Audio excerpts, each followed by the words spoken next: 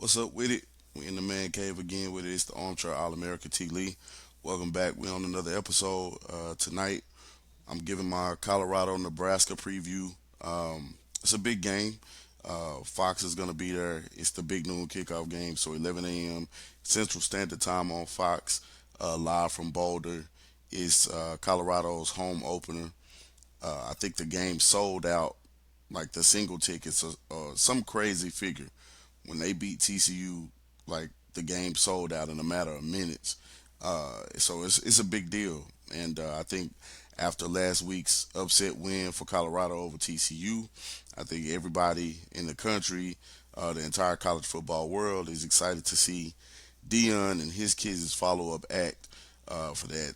They're favored by three at home, which isn't, in terms of betting, isn't a lot. So that means Vegas has some type of attention that they're paying to this game in terms of Nebraska. I mean, everybody else is kind of looking at it and probably dismissing Nebraska, but Vegas is obviously not. So, I mean, that's why we're finna discuss it.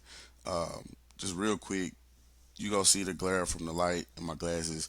I couldn't see shit when I was recording last night, so I gotta wear my glasses or whatever so I can read and be accurate in my stat and all that type of stuff. So, but yeah, I mean, let's get into the Nebraska side of things first. You got Matt Rhule coming in. This is his second game as the Nebraska head coach. He's seeking his first win, which would be a big deal, for Nebraska to go on the road to an old Big Eight rival and knock them off when they're riding high. They're getting all the attention. They're the favorite. Nebraska coming in as an underdog, and Matt Rhule, not off to the best start with them losing to Minnesota last week and basically giving the game away in a sense. I think it would be, rejuvenating for Big Red and all the Cornhusker fans uh, to see them come out of Boulder with a win. Now, how they do that is a bit more challenging than just talking about it or philosophizing that it can be done. But number one, Jeff Sims has to be better. Um, he's kind of the straw that stirs the drink. And the quarterback, if you paid attention to Matt Rhule when he was at Baylor, even at Temple, he always had solid quarterback play, and he could depend on his quarterback to kind of make chicken salad, if you know what I mean. Jeff Sims has the capability of being that, but more often than not throughout his career, that hasn't come to fruition. And once again, last week, I hate to say it, but he was part of the reason that the game was given away in the fourth quarter by Nebraska. So, I mean, Jeff Sims needs to be better, uh, not for Nebraska's sake, not for Matt Rhule's sake, but just for his own sake. The young man, he's had a big name, and it hasn't quite worked out. I'm sure the way he would hope his career would pan out. So, him bouncing back and having a marquee win for himself on the college football level will probably be exciting for him. Um, I personally, I took down a note that I don't believe that Nebraska has the top line talent to compete with what the top line talent of Colorado has to offer. And when you look at it, that's just obvious. Like Nebraska doesn't have anybody that jumps out and you say, oh, but in regards when you mention a Travis Hunter, there's not a counter that Nebraska has at receiver or DB when you're mentioning Travis Hunter. When you mention Dylan Edwards, there's not an edge player or a D line player or a linebacker that you say is like, hey, he can match him. Maybe he can offset him or at least somewhat contain him. And when you talk about Shedeur, you don't look at the Nebraska secondary and say, oh, well, no, won't be another 500-yard performance. That's not to say that you expect Shedeur to have another 500-yard performance or anything, but you don't look at the Nebraska secondary as being the reason. So, for me personally, the game comes a little bit down to, or not a little bit, the game really comes down to can Colorado execute as crisply and with as much poise as they did in Fort Worth last week. And sometimes teams can fall victim to the hype of home. And this is definitely a trap game for Colorado. I could easily see them going home, being hyped. You're number 22 in the country now. Everybody and their mama been talking about y'all, giving y'all praises, pat on the back, all the love. Even your coach, Dion is unconventional in a sense that he's going ahead and praising his kids after week one. Most coaches just kind of give you coach speak and say, "Oh, we got to keep our eyes on the prize," and it was one game at a time.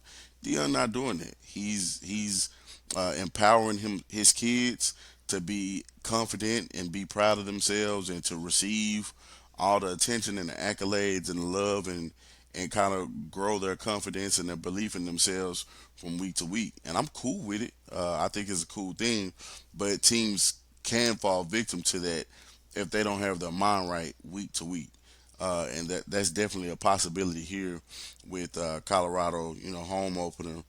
They gonna go out. They ain't seen that stadium like that in years. Ralphie finna be running all over the field, and the fans is gonna be hype. It's gonna be Coors Light flying all through the stands and all that type of stuff or whatever. So I'm pretty sure it'll be a cool environment, a fun environment for college football. Looking forward to seeing it. But Colorado, the players, the team, the staff, the coaches, Dion, they got to block that out when the clock starts ticking and the ball gets kicked off and actually go out there and execute. They have all the pieces to win this game, but you got to actually play the game. And so, looking at the Colorado side of things, me personally, I would like to see Travis Hunter not have to play another 100 plus snaps. I think if they can keep him under 80, that would be great. I don't think the pace of this game will be nearly as fast as last week's game against TCU was. So that's less snaps naturally. But also just they have other weapons on offense that maybe they say like, hey Travis, we don't have to have you out there for every rep, every route. It just the less wear and tear you can put on Travis on a winnable game. No disrespect to Nebraska, but the less wear and tear that you put on Travis in a winnable game without him having to be uh, every snap player, not a every down player, every snap player. I think that benefits Colorado not only this week but also in the long run when as you enter conference play and as you may be competing for bowl eligibility or a division title or conference title, what have you, down the line. The more he has left in the tank to give you, then you start to pay that forward. Now you start to put a little bit of money in the bank with him for the late season, postseason run now. And so this is one of those games where you would like to see Travis Hunter snaps, stay less than 100. I don't think there's 100 snaps available in this game to Travis first and foremost. But if there are, I would prefer or I would like to see that he stays, 80 and below. Shedeur, throwing for another 500, it's possible. Like I said, Nebraska doesn't have a secondary that I believe is capable of doing something that TCU couldn't, which is to say, prevent him from throwing for 500 yards, four plus touchdowns, what have you. Um, I think when you just look at it on paper, it's there for them to be able to execute. Now that said, Matt Rhule puts together a tough team, a physical team. His teams don't back down. They're hard as hell to play against. I remember, when he was at Baylor again, Texas going to Waco, Baylor coming to Austin. The game was going to be physical. They were going to be aggressive. They were going to stay in it because they were going to be well coached. They were going to execute. They were going to be assignment sound, and they weren't going to back down, regardless of the stars next to the recruits' names or anything like that. It didn't matter with Matt Rhule. So I guarantee he's probably approaching this game with that mindset of, yeah, I don't have the star players on paper. I don't have the five stars. I don't have the Heisman candidate. I don't have, the country's leading passer or, a guy on pace to set records for two games in Colorado history or anything, but I'm gonna coach my guys to stop it.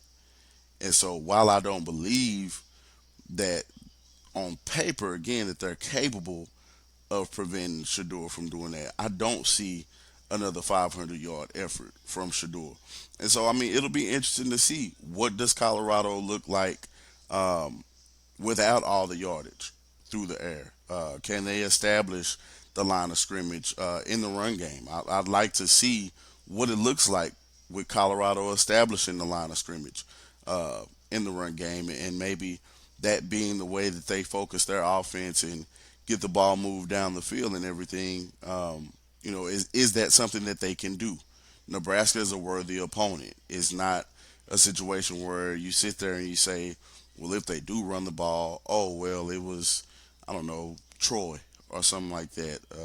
No disrespect to Troy, that's just the name that came to my mind or whatever. But it's just something that you kind of think of, and you put yourself in that mind frame that you want to see, Colorado be able to run the ball.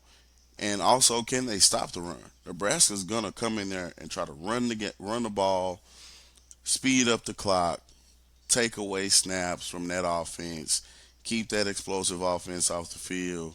The less opportunities you give Shedeur and Travis Hunter and Dylan Edwards and Horn and all those guys to hook up and make noise and turn it into a track meet, the less comfortable the game gets for Dion and his sideline. So if you're going into, late third quarter, fourth quarter, and the score is, let's call it 20-16 or something of that nature. Okay, now Nebraska, they're fine. They're right where they want to be. They're within reach. The game hasn't gotten away from them. There is one possession, a stop, and a score away from taking the lead and possibly, stealing one in Boulder. But if you're Colorado and you're not blowing them out the water, and it is a ball game now, okay, 2 weeks in a row, can your kids respond? They responded in Fort Worth in the heat, and so we know that they're capable of doing it. But will they?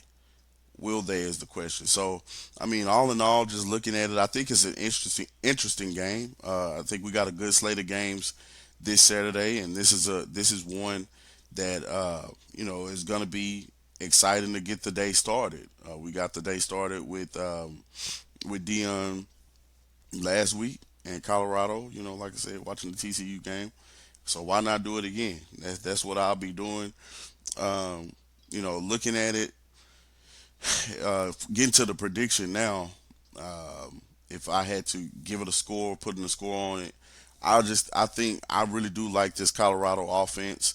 I think that's the stronger unit right now.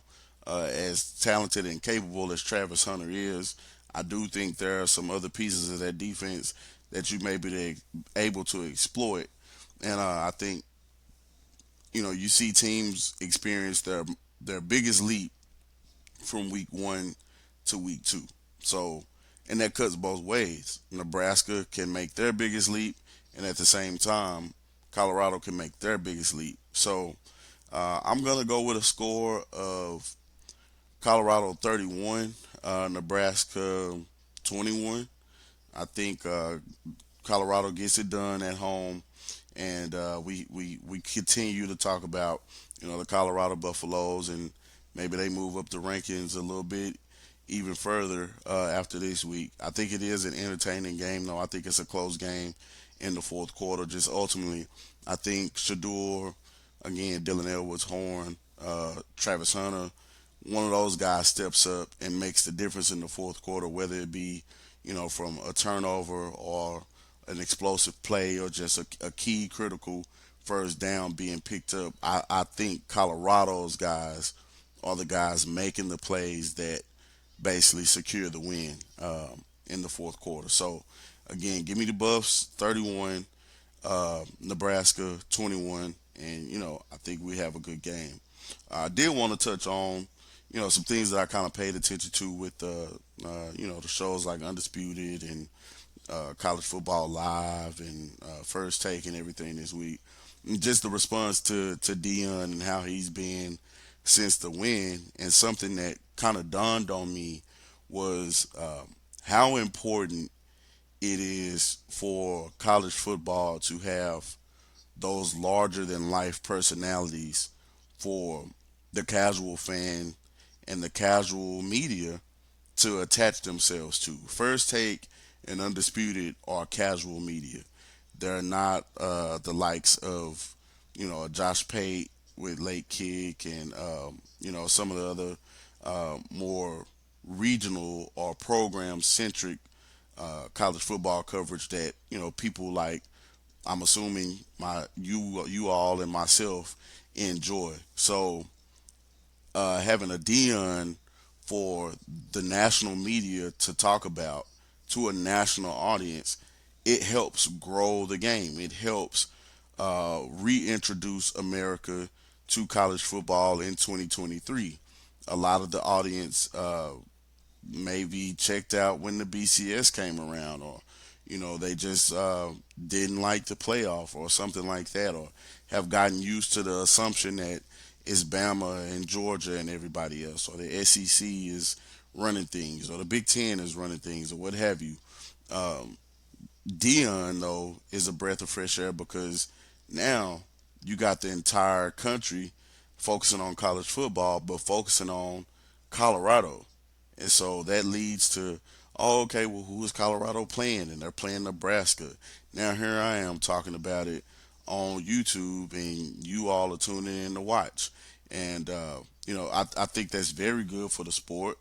I wouldn't say that college football was necessarily dying or anything of that nature, but it's always good to have a healthy the dialogue surrounding the sport that people who don't engage with the sport on a day-to-day basis or a week-to-week basis can still get involved and attach themselves to the storylines. Now, does that put a shit ton of pressure on Dion and Colorado to continue to win?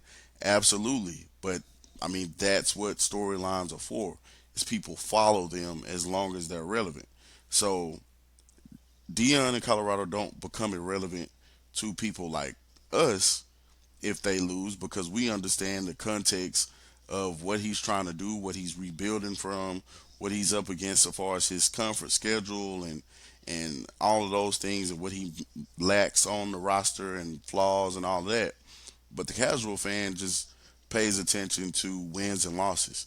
And so, in a weird way, while you may not like his approach to, the transfer portal or just how he engages with the media or how he chooses to praise and lift up his team, you kind of root for it because it brings more people into the conversation that we love. I love talking college football. I'll talk college football with anybody willing to talk it 24/7, 365. So somebody being a lightning rod figure in the sport and inviting more people to that conversation, to me, that's a beautiful thing. It's a fun thing. I welcome it. I welcome it and I encourage it. Uh, but also, I mean, it's just cool to see a black coach thriving as a black coach. Something that, for me, just as a Texas fan, when Charlie Strong was hired as the head coach of Texas, um, a lot of people were hitting me up, my family and friends, and oh, UT got a black coach now. How you feel and everything? And I've never been one to really um, bring color into college football because I believe in these coaches earn jobs on their own merits. They lose jobs on their own merits, and so Charlie Strong wasn't a black coach at Texas. He was the head coach at Texas. And I mean, that's pretty much how it played out, regardless of, the history that came to be in his time there. I never really looked at it as, oh, black or white, that's the reason he got fired or the reason he wasn't successful or anything like that. Dion leaves you no choice but to see him as a black head coach. He's asking Colorado to, the band to play his music. Play something that his student athletes want to hear and what they listening to in their headphones and everything. And just that in your face style of, braggadocious confidence, swagger, look good, feel good, play good, and all that is healthy for the sport. Again, just like he makes people talk about the sport, there's people who are gonna talk about it because they want to hate on it. They want to hate on him. They want to see these kids fail. They want to see them not do well. They want to see, who can trip them up first. When can I laugh at them? When can I point and say, I knew they wasn't gonna be shit. I knew they wasn't gonna be able to get it done. I knew they wasn't gonna win a championship and all that. Even though that's unreasonable expectations. That's what haters do. Haters will build up all the expectations in the world for you that are, even if they are unreasonable, when you don't attain them, it just provides them their opportunity to knock you down and try to drag your name through the mud. So again, just Dion, being him and his kids being themselves, like you never go turn Colorado University into no HBCU. That's just not happening. We all know that.